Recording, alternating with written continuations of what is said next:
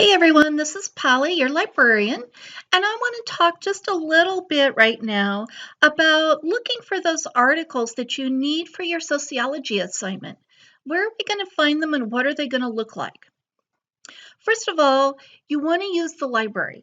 Out there with Google, you're just not going to find research articles.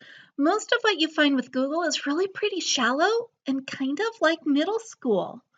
And so even if we didn't need something specific, who wants to use middle school resources for your college assignment, right?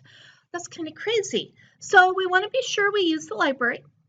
And you can see here on my screen, I've got the main screen of the library up. The first thing I want to do is I want to come here to choose database. Do you see at the end? Depending upon your screen, it might be down below the others or here at the end. So I've got a listing of all the DMAC databases A to Z, and I want to go to the letter S. And then look at that, the second one down is Sociology Source Ultimate. There we go. So first I want to think about the terms I'm using. And I need to think very specifically about this and very deliberately.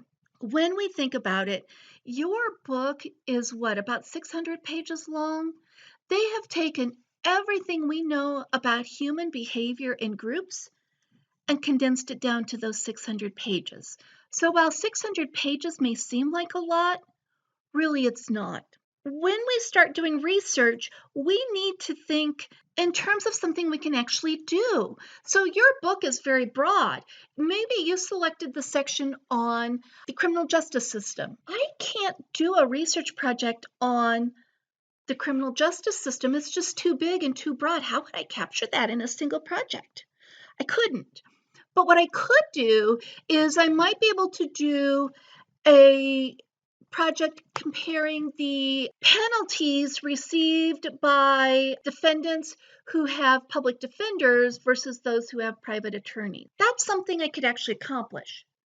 That falls under the heading criminal justice system, but no way does it begin to address the entire thing. My area of interest is something that in library science we call critical theory. And it's the idea of looking at information from the perspective of a minority group, minority being smaller. So much like sociological terms, you're thinking of a larger group being a majority group and a smaller group being the minority group. And one of the things I'm really interested in is what happens to the knowledge that a minority group has when they become assimilated by the majority group.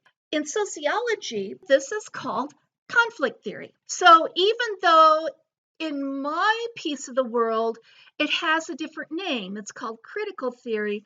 I'm searching in the sociology world right now, so I need to use their term, conflict theory. You'll notice I get a pop-up of terms. These are just common searches that people do. They aren't necessarily your search. They aren't necessarily anything related to your search, and sometimes they have typos. So be careful if you just start clicking on those. In the next line, what do I want to know about conflict theory? So I want to look at knowledge, and maybe I want to throw in assimilation. I want to find out when the group is assimilated. Now, I like to keep my searches to 3 or 4 words. You'll notice right here I've got 4 words, but 3 terms. I could stop here, and most of the time I probably would.